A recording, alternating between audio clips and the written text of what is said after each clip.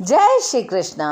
मैं संध्या शर्मा इस चैतन्य महाप्रभु की चरितावली की कथा में आप सभी हरि भक्तों का स्वागत करती हूँ। हम प्रभु गौरांग देव की बात कर रहे हैं। चैतन्य महाप्रभु के बचपन का नाम जब नामकरण संस्कार होता है तो नाना जी उनका नाम रखते हैं विश्वंभर।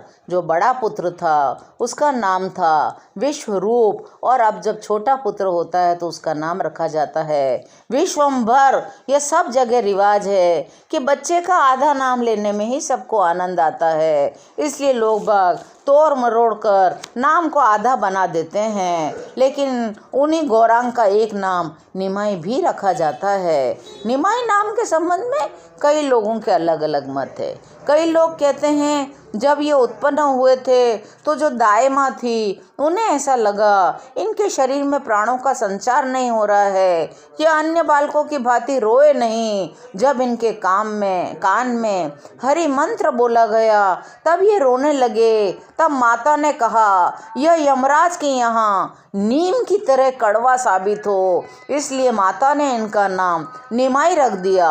बहुत से लोगों का यह भी कहना है कि इनका प्रसव घर के अंदर जो नीम का वृक्ष था उसके नीचे हुआ था, इसलिए इनका एक नाम निमाई भी रखा गया। और निमाई इसलिए भी रखा गया कि बच्चे बहुत वर्ष के बाद वृद्ध के आयु में हुए थे तो बच्चे की दीर्घायु बढ़ाने के लिए इस तरह है, जिस माता की संतान जीवित नहीं रहती वह अपने संतान का हीन नाम रख दिया करती है। क्योंकि पंडित जगन्नाथ मिश्र और शची देवी के पहले कई कन्याएं हुई थी लेकिन सभी देवलोक को चली गई थी, इसलिए प्रयार में ऐसे ही नाम रखे जाते हैं। जैसे नित्यानंद का निताई, जगन्नाथ का जगाई और गौरांग का निमाई नाम रखा गया। नामकरण संस्कार के बाद पिता ने इनके स्वभाव की परीक्षा लेनी चाहिए।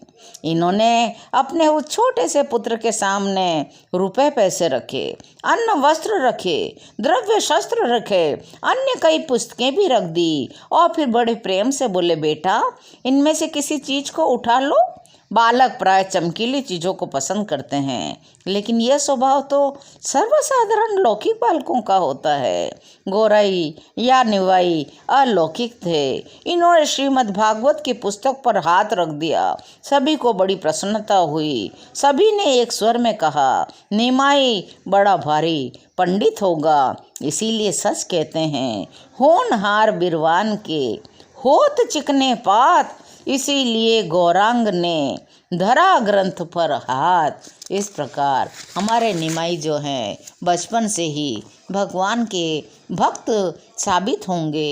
आज की यह कथा यहीं विराम लेती है। शेष कथा को सुनने के लिए चैनल को सब्सक्राइब करिए और मेरे साथ प्रेम से बोलिए हरि बोल हरि बोल हरि बोल।